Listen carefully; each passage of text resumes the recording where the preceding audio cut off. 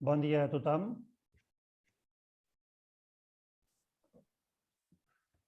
Benvingudes i benvinguts al segon Innobreak de la Fundació i-social.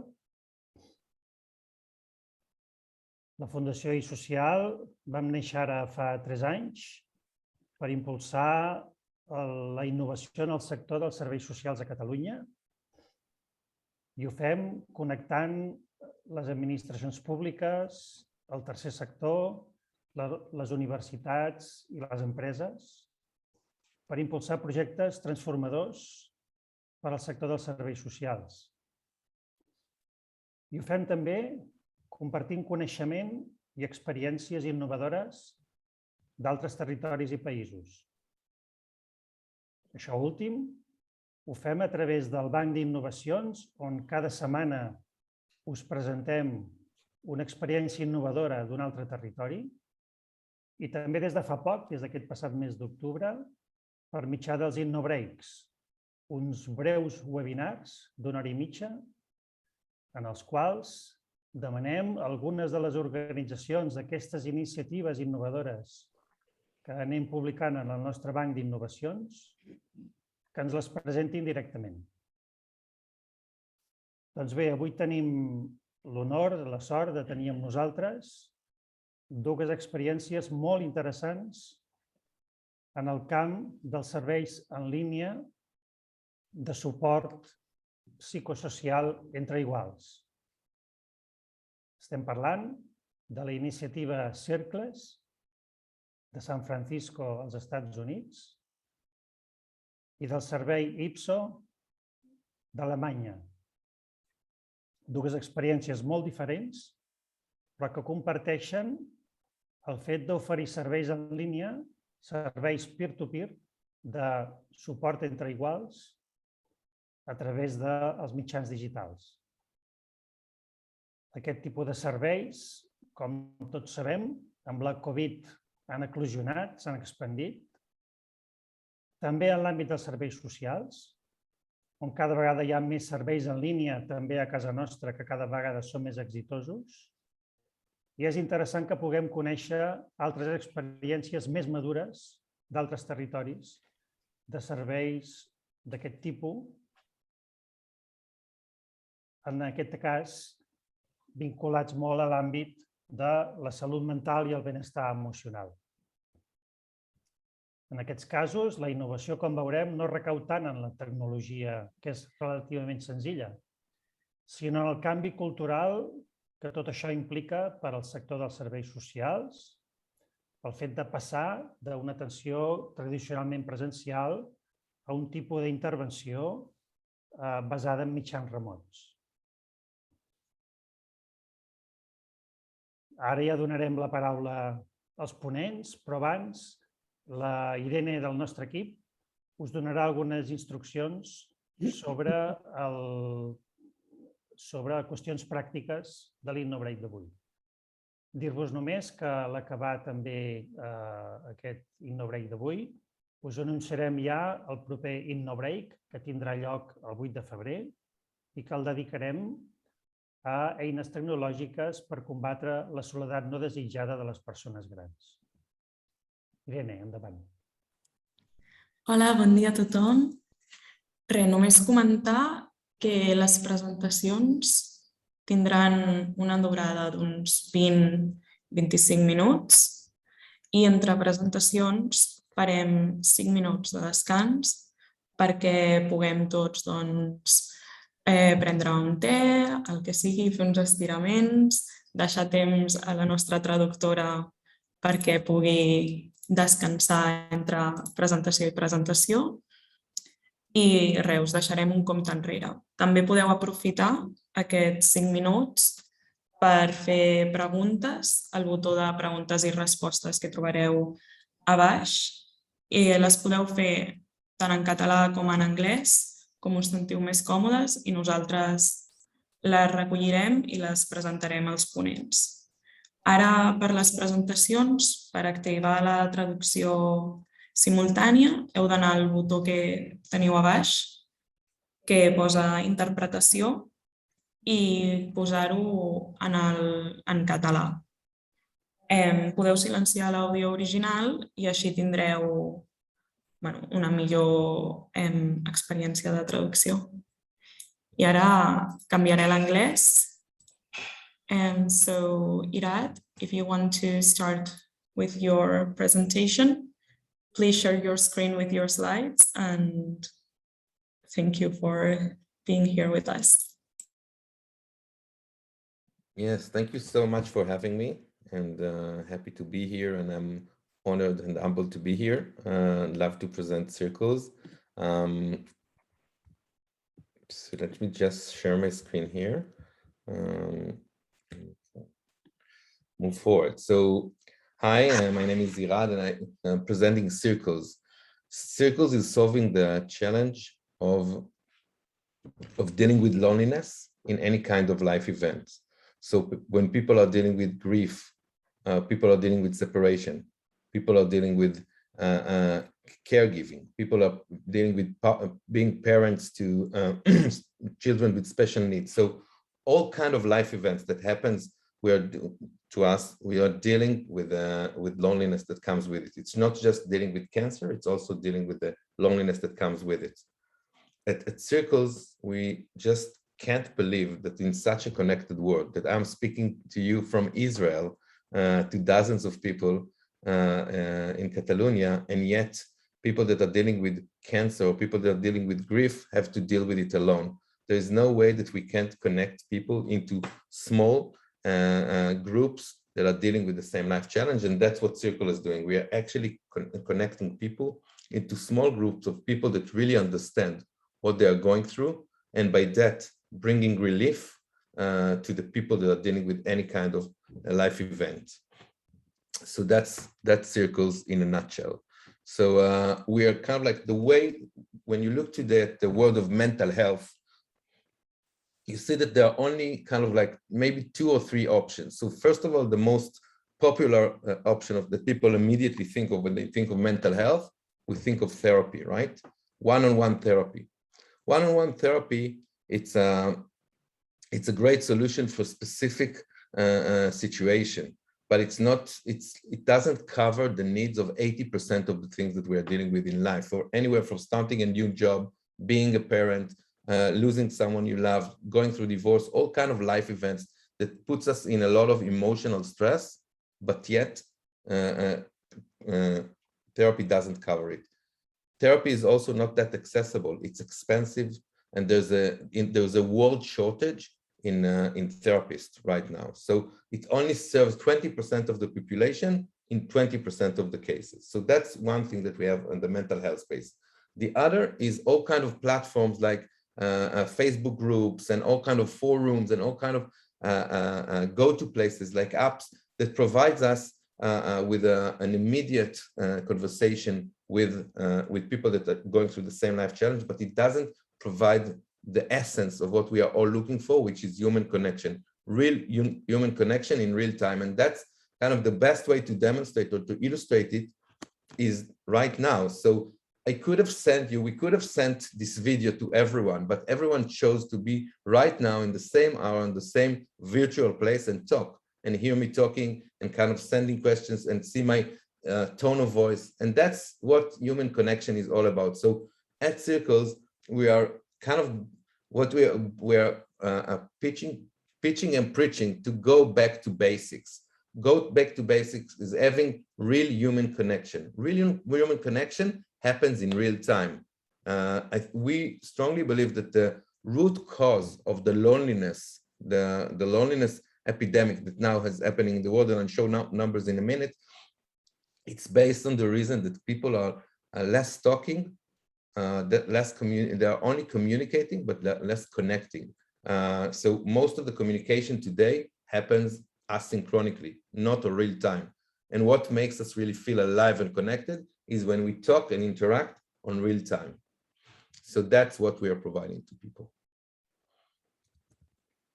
So just a few stats to get us started about like how everybody's talking about the environmental crisis. We are in the midst of a mental health crisis. People are dealing with a severe mental health situation, and we are not we are not aware of it enough. So, for example, just looking at the holidays that are coming now, starts from the States.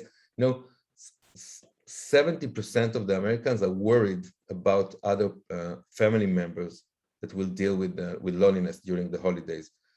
11% of Americans, which is literally 34 million Americans, are going to experience severe loneliness. Severe loneliness meaning that nobody told you Merry Christmas during the holiday. This is severe loneliness. Like you have no one in the world to to speak with you, to talk with you, and to spend time with you. So it's only it looks like COVID-19. We are on the fourth or fifth wave of COVID-19, which just kind of like made it more radical. But at the end of the day, because of the way we communicate today, people are dealing more with more and more loneliness, and that's what Circle is coming to solve. So I want to kind of spend a minute about the differences between emotional support and therapy. I think therapy is amazing, and it's super relevant to a lot of cases or things that we are dealing with in life. But we need to understand that we are kind of caught up in this conception of mental health means therapy, and it didn't evolve for the last 120 years. So the only solution that we are familiar, or the most popular solution now, is one-on-one therapy, and it's not covering, as I said, all cases, and people are in need for emotional support. People that are dealing with, again, all kind of life events, all kind of events that happens, even even if someone like all kind of parenting issues, all kind of like relationship issues, most of them, we won't go to a psychologist to talk about it, but we do need support. And most of the people kind of like don't have the courage, don't even know that if they will talk about it with other people, they will gain relief. So we're preaching that if you're talking to only 4 people about your situation, you will feel relieved. So we have to understand that there is a whole bucket of needs related to emotional support that therapy will not solve. And we need to get other tools out there, like circles. So to date, we provided more than 100,000 hours of circle support, meaning that people joined circles of people that are dealing with the same life challenge. For example, people that are dealing with separation, women that are dealing with separation, they have children and they're all by themselves. They joined the circle of 6 to 8 people, 6 to 8 women that are dealing with the same life challenge with a facilitator, and they kind of like did the journey together. And 88% of our members feel that they feel more hopeful and less lonely thanks to circles. So why being part of a group or part of a circle is so strong? Why is it so meaningful for people? First reason is because we talked about loneliness, like I talked about loneliness in the last, I think, 10 of almost 15 minutes, which is kind of like the root cause of the rise of mental health. So the opposite of loneliness is the sense of belonging. So if I feel that I belong to a group, I feel less lonely. So that's one thing that's super powerful about group. The second is that when you talk with people that are going through the same life challenge, you feel normal. Suddenly you understand that all the new thoughts that you had in your mind regarding like what will happen with my children, how should I deal with my ex-husband and so on, other people are experiencing it as well. And that makes you feel normal. So that's another kind of like power that you find in a group. The third part is that you're not just getting help, you're also providing help. When you're part of the group, you help other group members. And that's super empowering for people. And it makes you feel that you're powerful, strong, and you can do things. And the last thing about a group, which is amazing, is that when you're part of a group, when you're part of a circle, it's real life. It's not just going and talking about a thing for an hour and then moving on with your life. You're actually, when you're part of the group, you're interacting with people, you have constant communication with them, you have weekly meeting with them.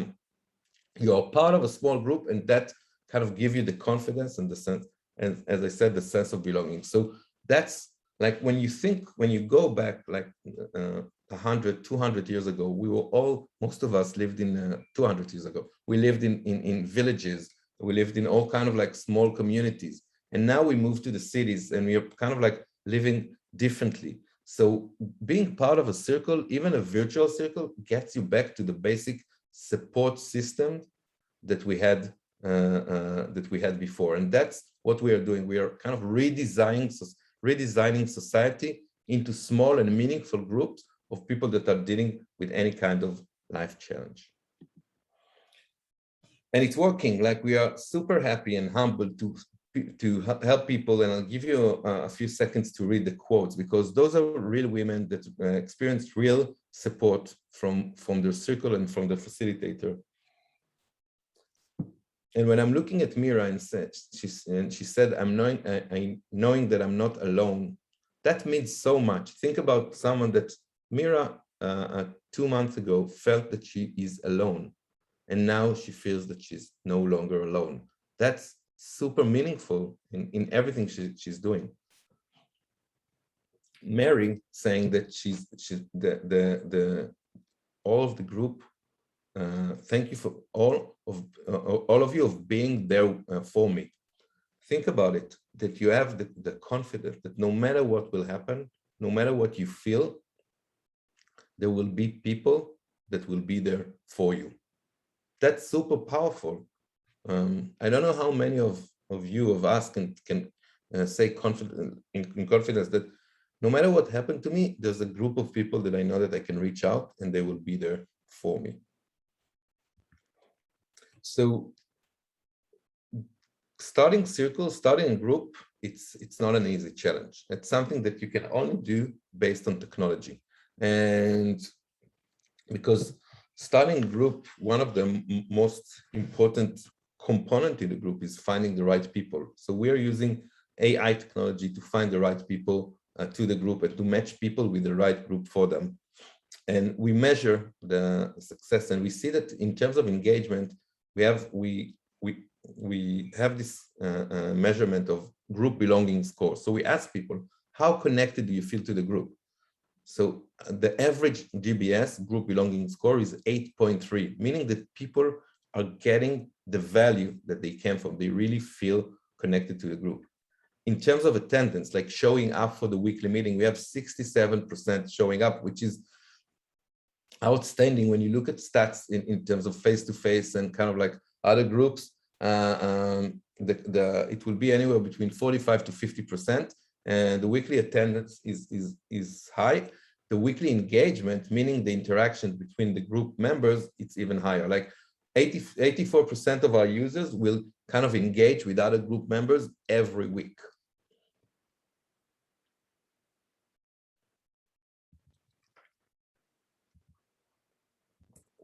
So I want to talk a little bit about the product and kind of like what's the magic of a group. But I'll leave time to questions. The question is in Catalan, which is challenging for me. I didn't practice enough my Catalan before I did this talk. So if you can send it in English or translate, it would be great. Then in the meantime, I will talk about how do you build a circle? What's the magic of a circle? So there are 5 things or 6 things that we kind of like look at. So as I said, the group should be small, 6 to 10 people. The groups, there should be a group facilitator. So all the groups are led by mental health expert, and could be anywhere from social worker to grief consultant, but facilitators that have experience in leading groups. And we're providing them, and I'll show in a minute, tools that will help them engage with the members. And the group setting is super important. So you need to have a structure for the group: weekly meeting, chat, exercises. So we are starting with advanced matching system, meaning that we are using AI and we're using technology to find the right group for the right people. So we ask people, we ask them how things about like asking them about what they're dealing with, and then based on their answer and based on other data points that we are collecting, we find them the right group.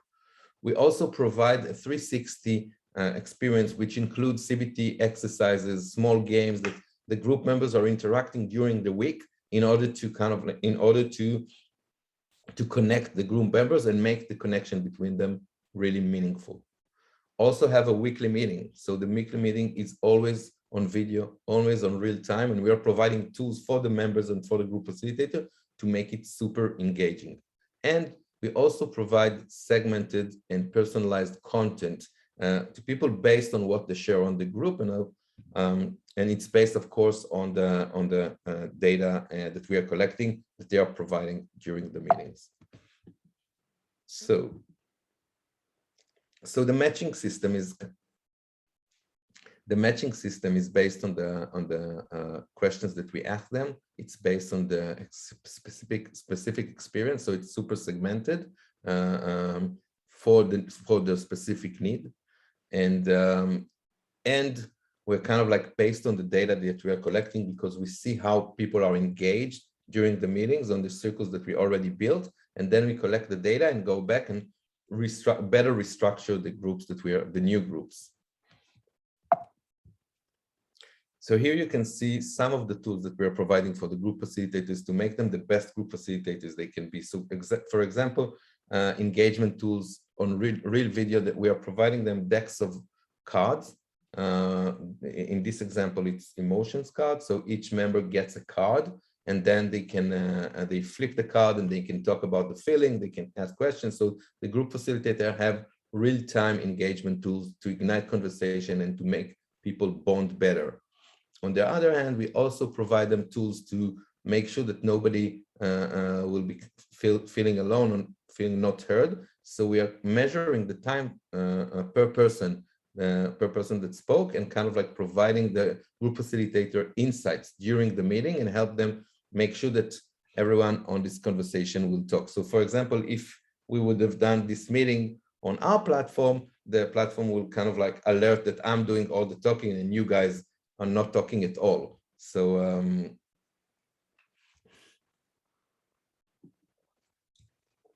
so we also provide a chat-based to connect the members, but it's not just chat, it's also a content platform. So we are kind of sharing moments with people with lived experience. So for example, for the separation group, they will get stories from someone that's been there, small moments of someone that's going through divorce, and that will ignite the conversation between the members. We are also providing all kinds of social tools for the chat, like, comment, and so on, in order to make it more engaging and and at the end of the day, to connect people. I mentioned the small games. So for example, CBT exercises. So we will ask you questions, and then you will see the answer of the other group members. And every CBT small game will be super focused on specific needs. For example, stress relief exercise. One example, if it would be around grief, then it could be super specific about kind of like things that you hate that people are telling you while you're grieving, and so on. And we also have a personalized kind of system that sends personalized message and advices based on what people are sharing during the meetings, and that's monitored by the group facilitator. We provide, like, we are super focused on providing the best professional service to people. So we are like, we have a professional team led by Yonit. She's the head of the emotional support. She's a social worker. She also led a lot of, like, dozens of groups during her life, and she's working with the group facilitator and the team. Also on the team is Dr. Chaim Weinberg. Dr. Chaim Weinberg is a professor in Sacramento University and an expert in online groups. And Dr. Guy Vinch, TED speaker, and his expertise in relationship. And, you know, circles are all about the relationship between the group members. So, so that's kind of like the professional team. So we, at the end of the day, we are a professional platform that provides tools for facilitators to build the best groups and the best circles. I want to kind of like just, I want to end with and then I'll answer the question, but I want to end with emphasizing that mental health is changing. The need is changing. People are more open about it. There's a lot more, much more conversation. Much more people are going out with the mental health situation on one hand, which is a good news because then it's out there and people are seeking for solutions. But there aren't enough solutions out there for mental health, and we need to make sure we equip our toolbox with new tools that provide new solution for people. It's not one size fits all. There should be a lot of solutions out there. Some of them are one-on-one. Some of them should be circles, connecting people that are dealing with the same life situation, going back to the tribe support, going back to the support system that we had before, connecting people into their own peer support system. And that's up to us. That's what we need to do. We need to go out there and provide more tools, more accessible tools, and so people would be aware that they don't need to face the challenge alone. There are solutions out there. There are people that are seeking to support them. So that's what we're doing at Circles.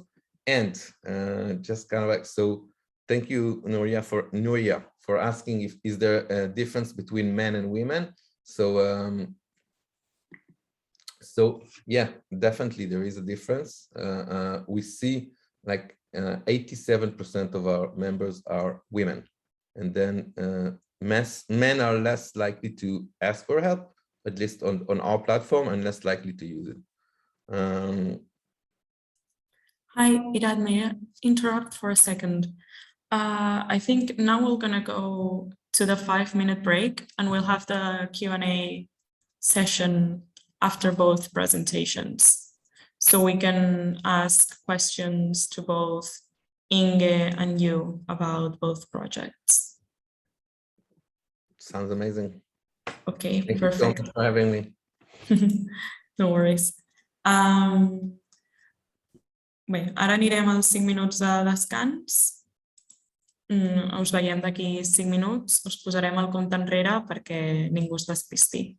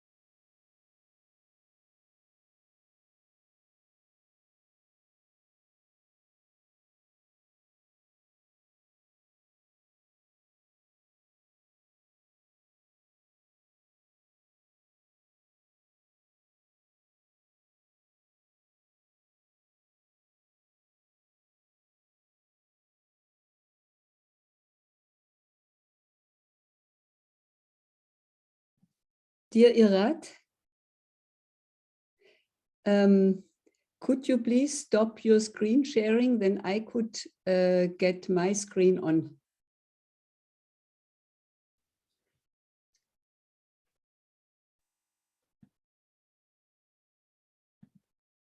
I can't hear you, but I was very impressed. I think we should work together. You will see that matches well what we do and you do.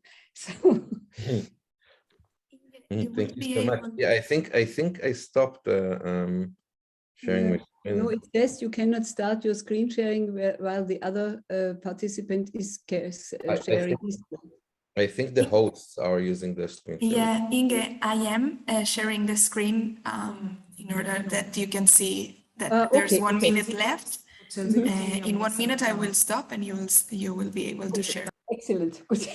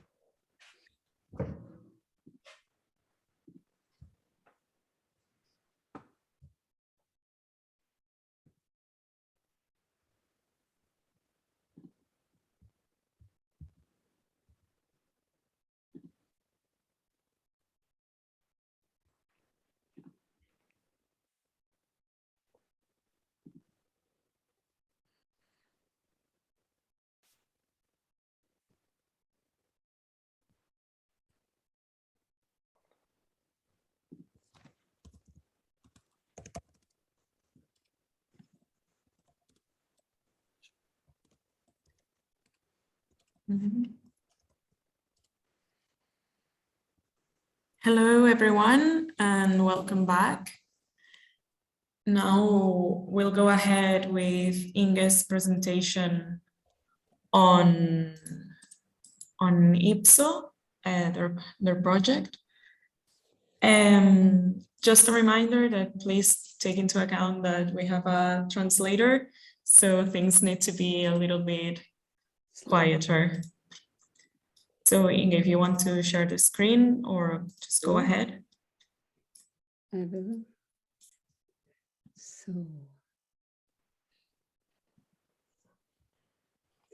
So hello and good morning. And first of all, thank you so much for inviting me to this presentation. I'm very happy to share with a wider community what we are doing. Thank you also, Irad, for this interesting presentation. I think we have a lot of points where we could connect. So I present to you today what we call value-based counseling and our organization. I am Inge Mismal, and I'm a psychoanalyst and went into humanitarian help in 2004, more or less by chance, first to Afghanistan. And when just to give you a bit of context of our organization, and when I was there working at the mental health hospital, I saw that all what I had learned was completely more or less useless, yeah, because nobody would come back for 80 sessions or something like this, you know, being in immediate need of and more than 66% of the people were really heavily depressed. We made a baseline at that time, and I first decided, okay, should I stay or should I go home?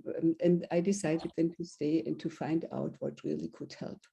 And based on these experiences, I then developed a short-term therapy, if you want, approach, a methodological approach, where we could train Afghans to help their own people.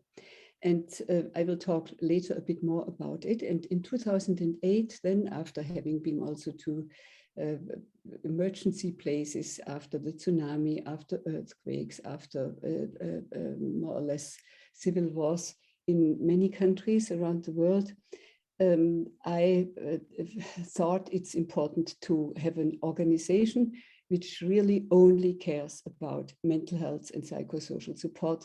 As this in 2008, it was more and more clear that this is like a cross-cutting issue which can guarantee sustainability for humanitarian projects. And that's how IPSO came into being in 2008. So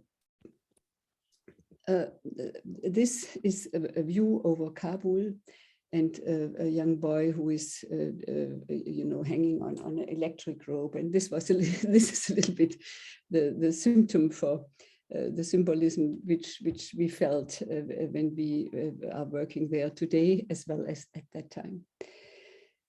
What became clear is that we needed, and there I connect very well with you, dear Rat, we need a paradigm change for the treatment of mental health problems. It means that we should end pathologizing symptoms and turning symptoms in a diagnosis. So how can we understand this in a normal setting, apart from the tradition of, let's say, psychology, which has entered our everyday language in Western countries and which we are also much aware of? Usually people develop mental health symptoms based on, let's say, different psychosocial stressors, such as you named them. It starts with traumatic experiences, with life transitions in different ways, from becoming a parent, from getting married, getting divorced, losing people, all personal problems. We have a lot of loyalty conflicts because should I do this or should I do that? Should I support my family or should I follow my own way? We have traumatic experience. We have experience of violence and sexual abuse. We have poverty and COVID and all the rest of it. So based on such psychosocial stressors, which are in the socio-cultural environment of a person, based on the vulnerability of a person, because not everybody reacts the same to the same situation, we develop something like mental health symptoms of depression, fear, anxiety, or just being completely stressed out. And what we do now in our normal Western health systems is that we take these symptoms and we pathologize the symptoms. We say, okay, they are a sign of an illness. And then we make a diagnosis and then we push the whole thing into the health system. So that means that we individualize and pathologize a symptom which has its root in a socio-cultural environment. And we move it from the social area where action is required into the health system. It's clear that our health systems are completely over-demanded and only, let's say, rich Western countries can afford such things like therapy for many people. If we look alone in Germany, I think we have something like 22 million people having the symptoms of depression, and only, I don't know how many percent, I forgot it now, but it's a very low number of people who get access to a therapy, and usually they have to wait 4 to 6 months also. So it's not only for countries like Afghanistan, where there was at that time absolutely no psychologist and perhaps 2 psychiatrists according to a WHO. So it's really more or less a bigger crisis. So this paradigm change, what we see is that the main issue is that people are able then to influence that environment which stresses them so much. This can happen on very many levels. So it's not I can influence myself, but I also can try to influence my interaction with the environment. I can try to influence the way I'm behaving towards other people. So the basis of our approach, which we call value-based counseling, is that people regain relatively quickly their self-effectiveness and with it meaning, because they act for themselves in a meaningful way based on their values. So value-based counseling is the approach which turned out to be a well-structured talk by someone from the same language, from the same cultural background. So one of the principles is that we think people are not sick. It's more a salutogenetic approach. The human being is seen as at any time able to act. You know, this is difficult to say that, but from the experience of what I have seen and experienced in these 17 years, and alone in the last year, our counselors facilitated 50,000 personal talks. We can say that actually the moment a person sees or gets out of this feeling of being completely powerless and having being victimized in the situation, the moment we understand the situation and see it in such a way that we all of a sudden also know what to do to change it or to improve the situation, either to cope better with what is a fact in our life, to acknowledge this, or to be able to influence it. What does that mean for the relationship between, we call it counselor, not to get into conflict also with psychotherapists, and I say more to them later. We will, when you don't do a diagnosis, you don't have a vertical relationship, because I'm not saying, okay, I see you have these symptoms and I think you have a depression, you know, then everything is in a nice little box. But we really meet people on eye level, because we don't know what is good for the other.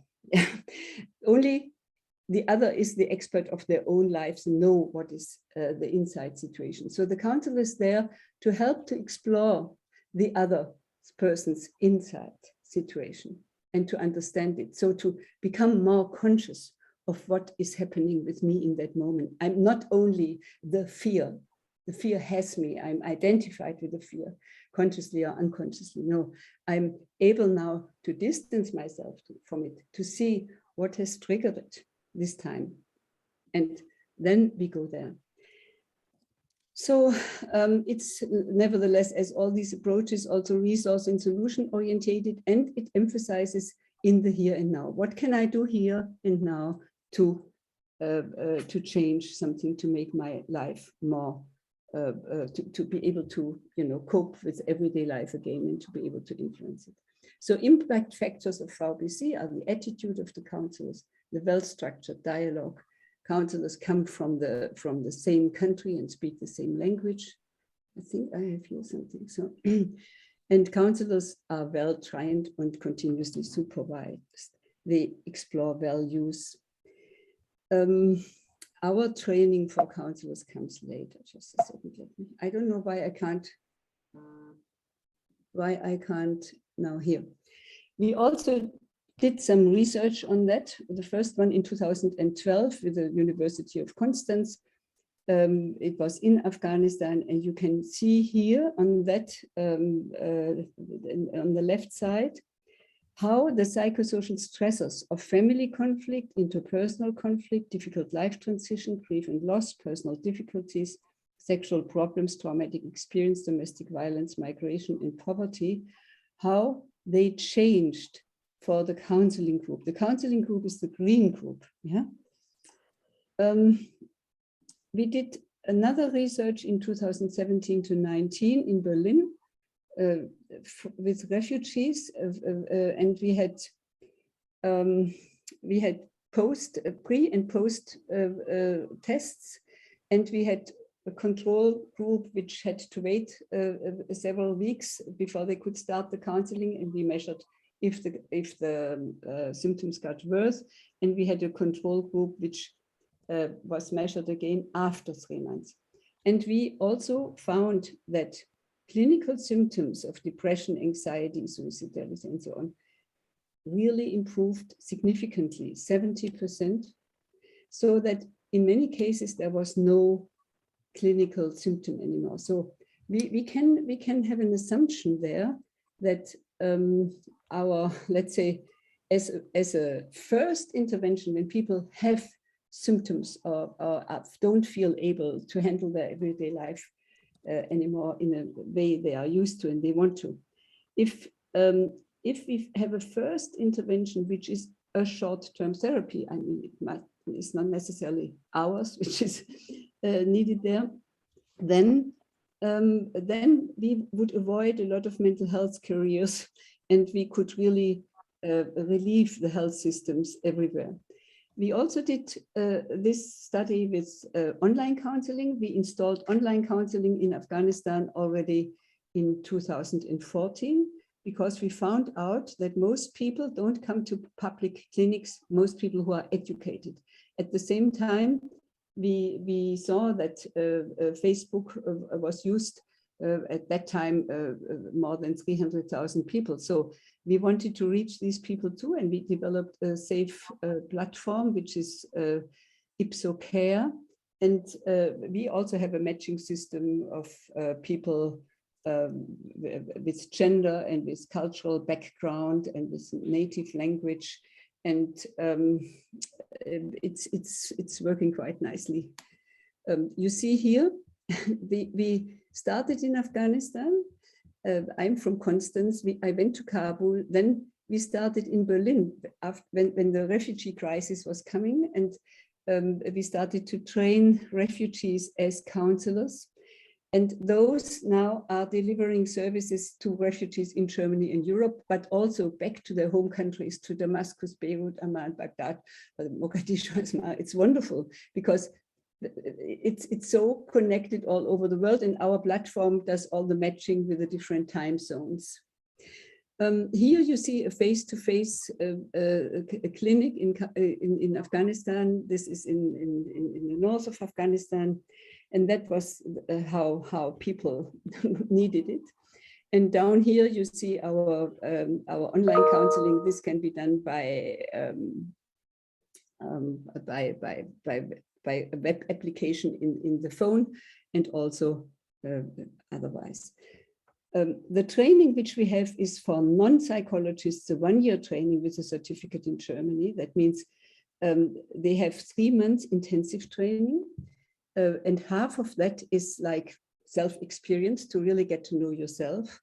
And then we have a 9 months practical work with 1 day intensive training per week. So in Germany, we trained now 155 counselors from 17 countries. And many of them work with us and deliver these services. These are a few of our counselors in Afghanistan. And yeah, what else what else do we do in the moment? We try to get into the German healthcare system. We would like to establish or let's say initiate this kind of a system change that we can have before a diagnosis, which I think is a relevant point now, when everywhere the electric documentation is happening, that people don't get an early diagnosis into their own documentation of their health records, and that people have the right and access to such a short-term therapy where they are not pathologized. We also have developed an app where the whole approach, this is an approach in 7 steps, is in an app for self-help, and we offer also app and talk. That means that people can start to do for themselves what they need, and then they can press a button and talk to a counselor. We are mainly funded by the German Foreign Office and by different states in Germany. We are also funded by some private donors and small donations. And yeah, we are happy to, we would love to expand always to have the physical thing of a counseling center connected to the online counseling, because we believe it's important for people also to have somebody where they can go physically if they wanted to and if they needed to. So what we would like to do is also to find partners in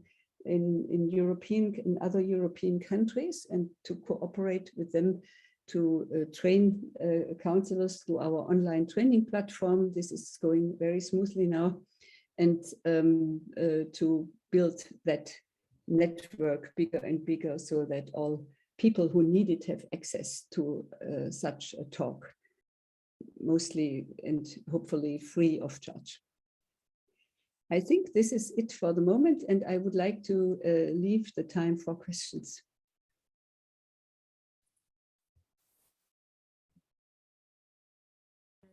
Thank you, Inge. So now we'll have another 5-minute break while we organize the questions and get them ready for you.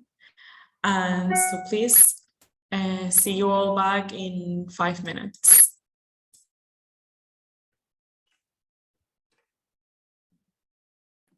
Wow, yeah, it's super inspiring what you're doing. Wow, it's amazing. I have a quick question, if that's okay. Yeah, sure. Please go ahead. So you're training you call them consultants? That's what's the kind of counselors. Counselors. So counselors. Got it. So you're training counselors. Sorry, and then it's like what do you call the service that they are providing? Because they are not psychologists, right? They are counselors. No, we have more than 50% psychologists now. In the beginning, we didn't, but more and more psychologists are interested in that. So for them, the training is also shorter. But we have a lot of psychologists. We have psychologists, or we have people who have some kind of a social background, as social workers, as nurses, paramedicals, as people who are also experienced mothers, but have one kind of a degree, because you need a certain, let's say, a certain amount of ability of analytical thinking. And, we are also working in Germany with all these restrictions regarding people working in that area. So it's different in different countries. Yeah, for instance, in Afghanistan, we have more people. Most people are not psychologists, but in Germany, most people are psychologists. But we have also, from the refugees we trained, we have a lot of people who are not psychologists. I cannot see a big difference in the services and in the quality, I must say. Yeah, so that's also interesting. Yeah, that's the thing. Like I wonder, like, do psychologists feel threatened by your service? Yeah, I know what you mean. I tried to avoid this by calling it let's say psychosocial counseling. Yeah, also it is a short-term therapy. And in the moment, I think we are not a threat, because when we are going into what we aim to go into the health system, we are not in competition with the psychotherapy, because we place ourselves as a first intervention in the stepped care model on the very zero, on the base. We have a model where we also have we have a lot of such support groups as you described it. We also have them online, but not in such a system as you, but we do this for Syrians, we do it for Afghans, we do it in Afghanistan to connect different people from different provinces with it. So we all do that also through our online platform.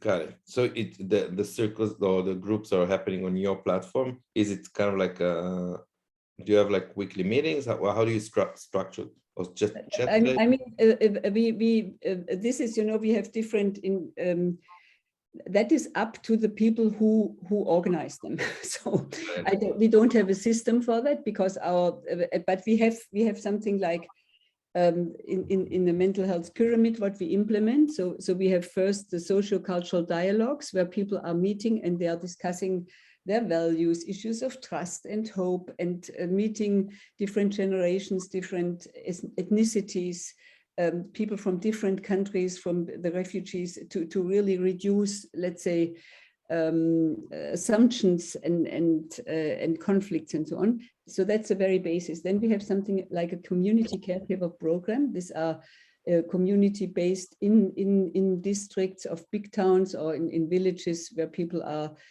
giving weekly support groups. And then we have it on a more professional level in our centers and through the counselors online. Got it. And then it's a kind of a referral system. So people who are seen in the group as being very vulnerable and who would probably profit from a single talk, they are then referred to a counselor. And this is, I think, something where we could work very well together. Yeah. That people who are in your group who are more vulnerable than others, that you could refer them to our online service. Yeah. Yeah, I totally agree. Wow, that's interesting. How long have you been around? Since 2004, and with IPSO since 2008, and online 2014. Got it. Wow.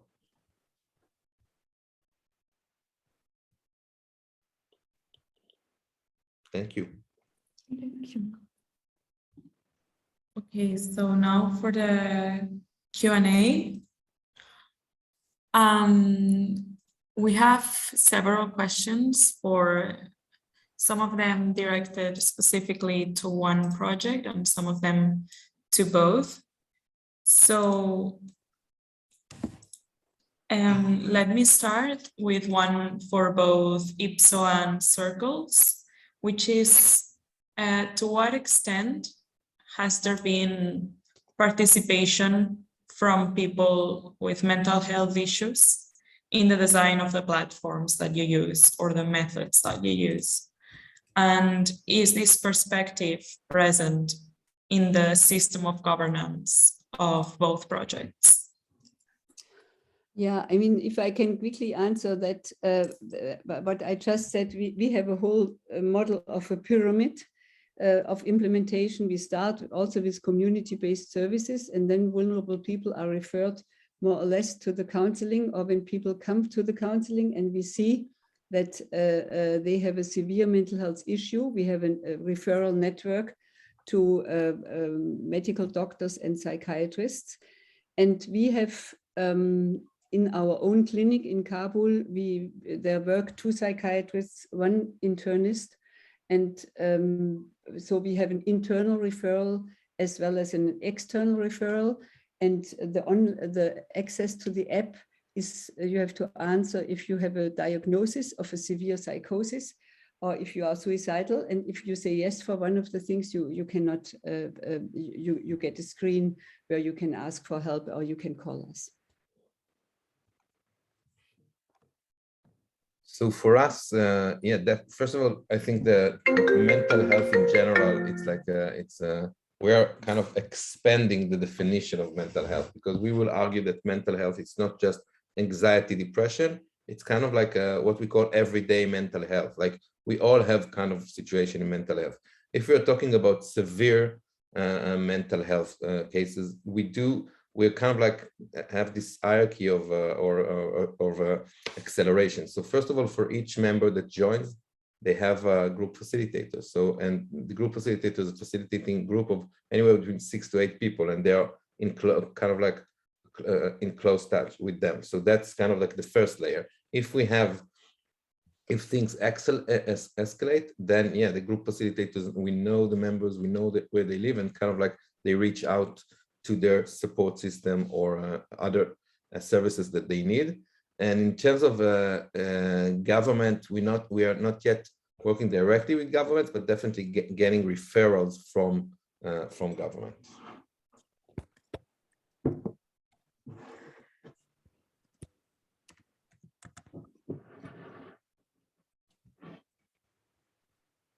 We cannot hear you.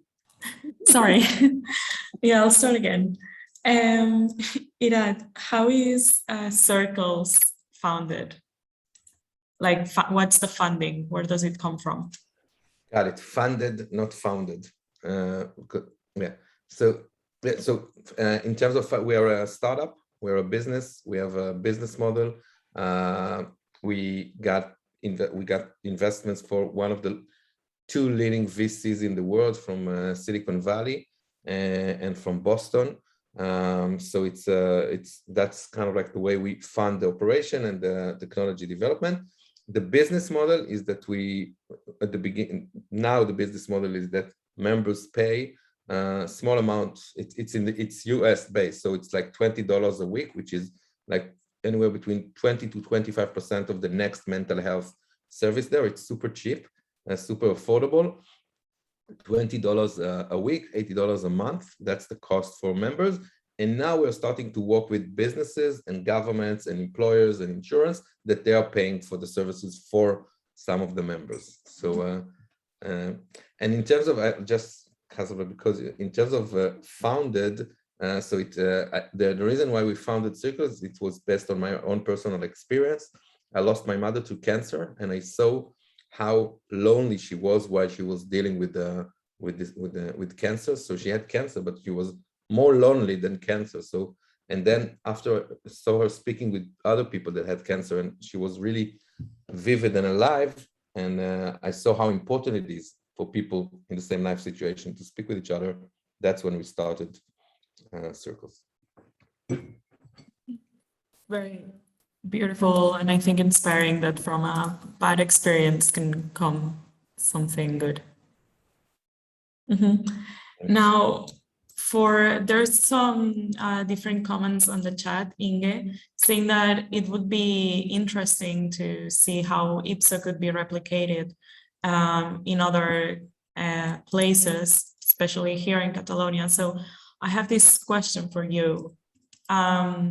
Since IPSO started in Afghanistan and Germany, have you found, but now it's working in different countries, have you found any difficulties adapting to the different contexts? And if so, what are these and how have you dealt with them? Yeah, thank you for the question. Sure, I mean, first of all, we would love to replicate it in more countries. I tell you where we have replicated it so far. We have done that with people from India, Sri Lanka, China, Haiti, Ukraine, France. So it's not a problem to adapt it because it is an intra-cultural approach. You see, we are not. That's why it's this value-based. You know, when we see the world as we always see the world through the glasses of our values. The same situation has a different meaning for other people, for people from different cultures. Of even in Germany, East and West Germany, there is a difference. Yeah. So if you do if we do that, we train people from the same place, so they will deliver the services. We discuss with them their understanding. So therefore, we did not face any difficulties anywhere. If we prepare that well and work closely together with the people and the place, we don't impose something in that direction. That's very interesting. And also regarding circles and the functioning of the groups, there were a few questions about the leadership in the groups and how is it managed. Because you talked about the facilitator, but people in the chat were wondering whether groups are always led by a professional, or if at some point they can become self-managed without the figure of the professional facilitator. And in that sense, also, if the facilitator could be, instead of a professional, someone with lived experience on the topic of the circle. 100%. I think that I strongly believe that people with lived experience can and should lead circles. I think it's just a different circle. with a different cause, but at the end of the day, we see that also group facilitators, the art of facilitating a group is something that it's something that you learn, it's something you experience, and it's something that you evolve as a person. So, and we also had like a few groups led by lived experience people, and it was amazing, super strong, different from the ones that are led by professionals. At the end of the day, what's important is the group, is the circle, and not necessarily the leader. The leader should have tools and should lead the group and kind of like keep the setting. But at the end of the day, I think people with lived experience can and will be leading circles at circles. Thank you. And for what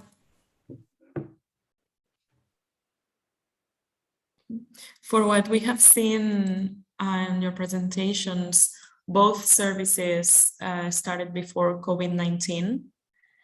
So have you registered any differences before and after or during the pandemic?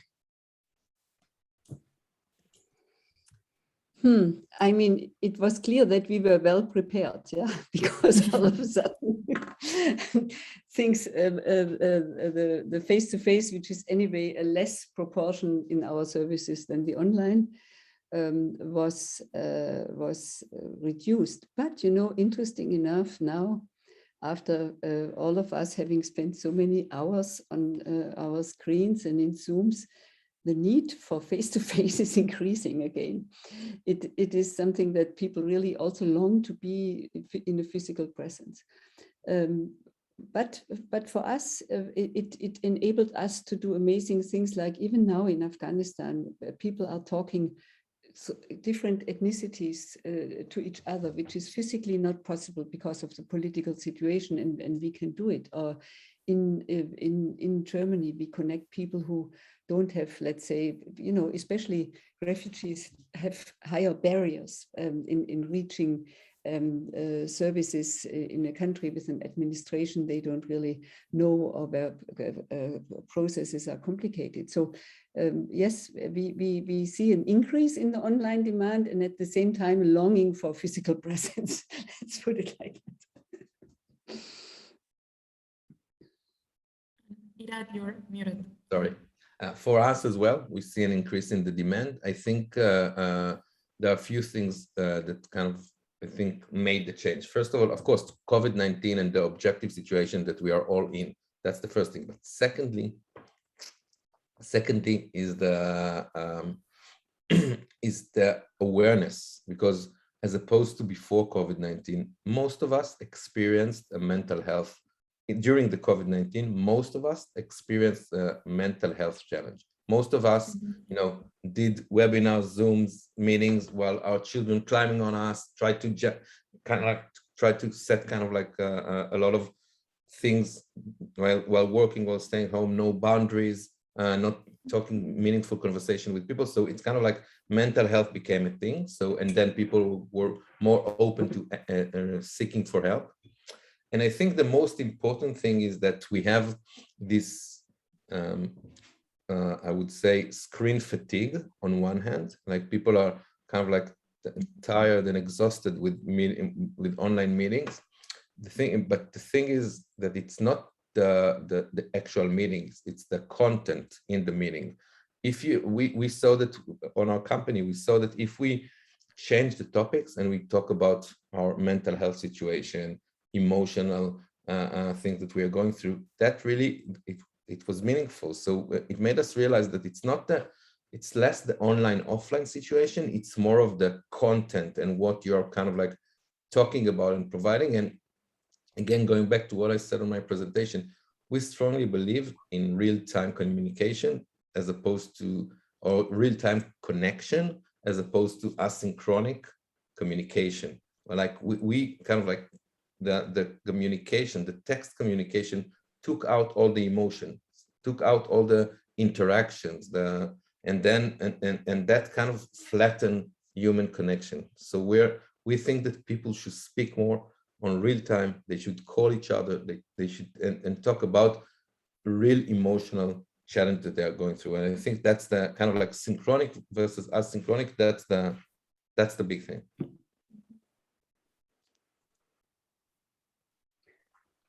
I mean, the challenge, if I may add something here, I think the challenge, and which is the basis, what you are saying, dear Rat, and what is the basis for us too, people need to be seen. You know, somebody needs to acknowledge that what you are feeling is true, because otherwise you don't know really if that what you feel is true.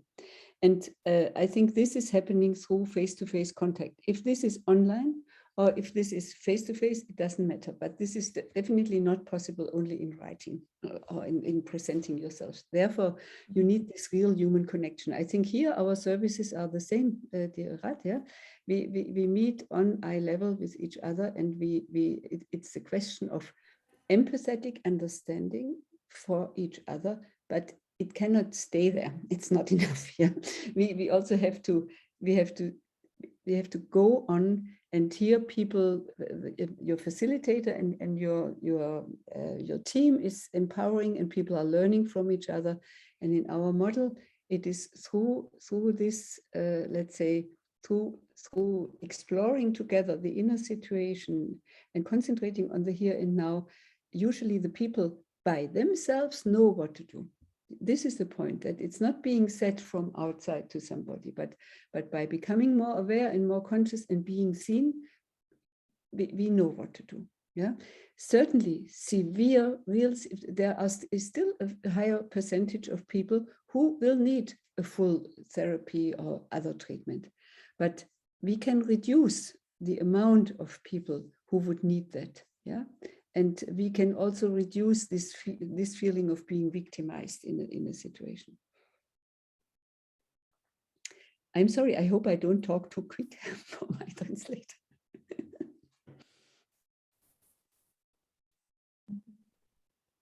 Okay, so you were talking now about more human connection, also about traditional means of therapy. And there's one question which was specific for Circles, since it's only an online platform, but I think it could apply to Ipso as well, if you want to add something else, Inge. It's how and in what cases could the platform of Circles be combined with some of the more traditional means of therapy and support?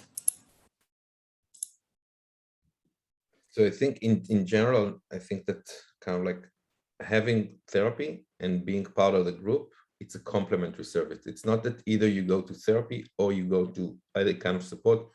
I think being part of a group, being part of a support circle is being part of your life. So I think it's not overlapping. It's always a complementary service. And we have collaborations with different kind of organization. Like we are working with a big community, like one of the biggest communities in the United States of widows, like and they are providing a lot of support, but they're also providing circles powered by them. Another partnership that we are having with the migrant people that are dealing with migrant. It's a big thing. I didn't know about that, but like there's a huge community of people that are dealing with migrant.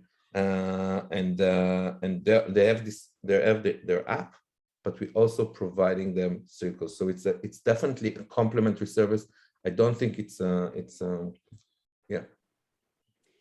Yeah, for us, I think I see it not so much as complementary, but as in a stepped care model, that when people are feeling bad, that before they get diagnosed as a mental health patient in our system, that they have the chance to have access to such services and of a short-term therapy. And then if they are feeling better, they don't need to continue anything. And if to our experience, after 3 to 5 sessions, people, usually 70% of the people who came to us felt better. But that's still a significant number of people who would perhaps need supplementary help in different ways.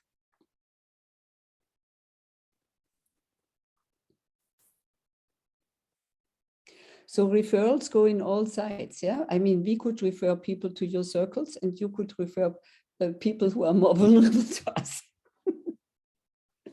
Yeah, for sure.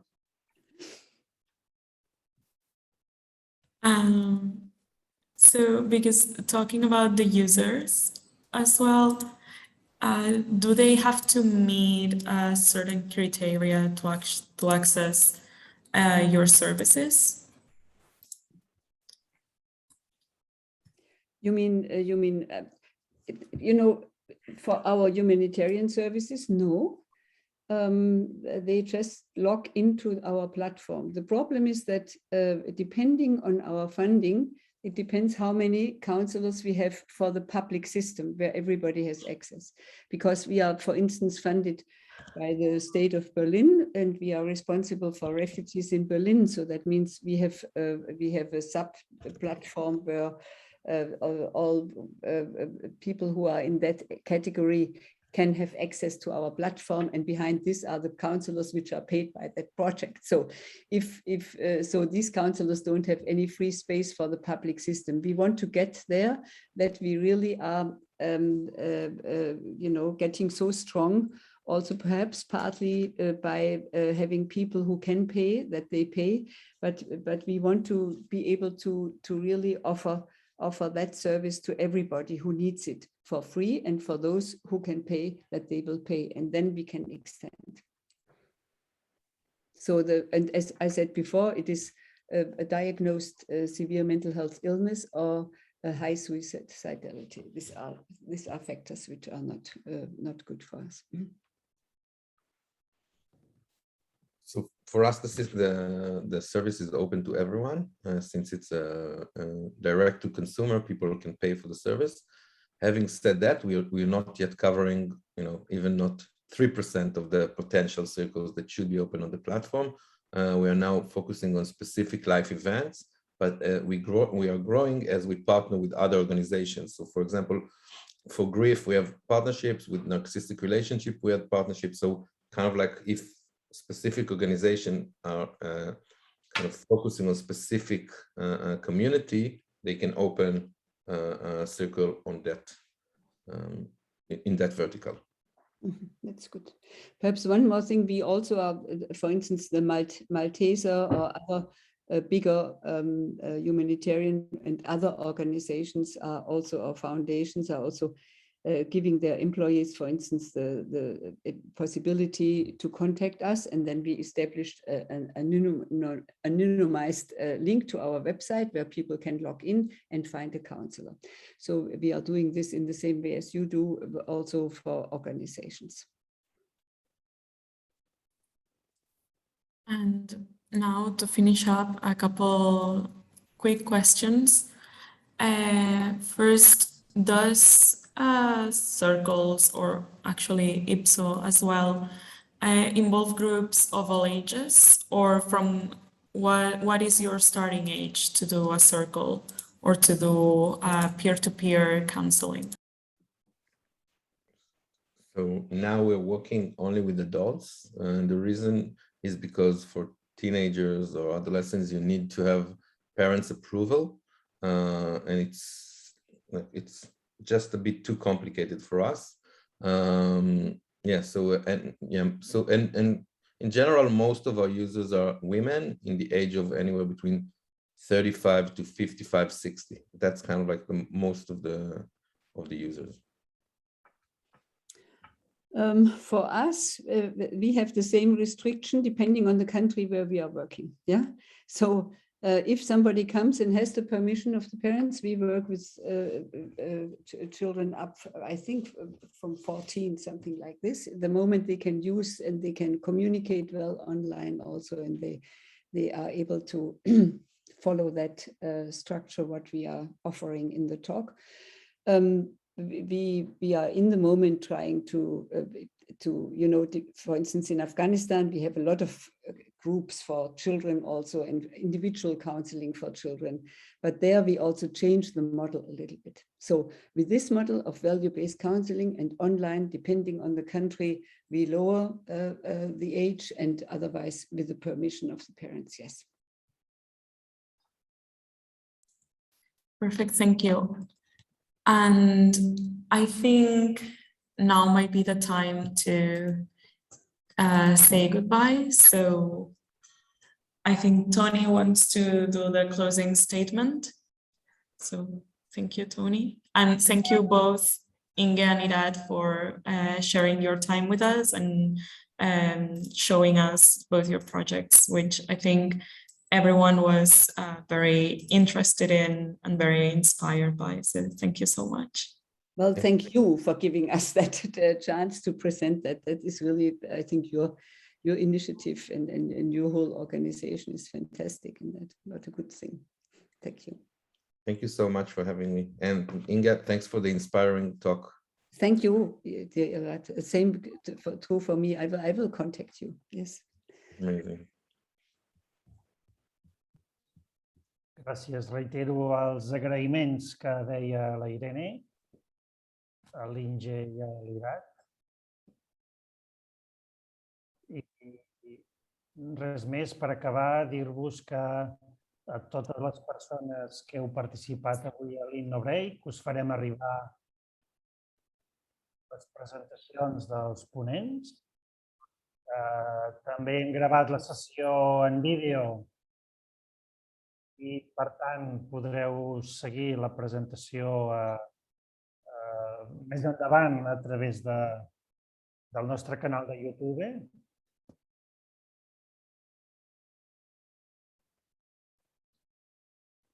I anunciar-vos ja que el proper Innobreak el farem el dia 8 de febrer. El dedicarem a eines tecnològiques que contribueixen a combatre la soledat no desitjada de les persones grans. I us presentarem dues experiències, en aquest cas més properes. Una del País Basc, molt interessant, que es diu Tecnoadineco, que ha desenvolupat el grup cooperatiu basc Aginsari, i també l'eina Healthcare, que ha desenvolupat a Catalunya l'entitat ABD, membre d'Isocial. Podeu ja accedir a aquesta informació al nostre web i també al formulari d'inscripció a aquest proper Innobreak del 8 de febrer. Ara, a través del xat, us estem posant l'enllaç per a aquelles persones que ja us vulgueu inscriure en aquest proper Innobreak. Moltes gràcies, que tingueu unes bones festes i esperem que us hagi resultat d'interès haver participat en aquest Innobreak de la Fundació Social. Fins la propera.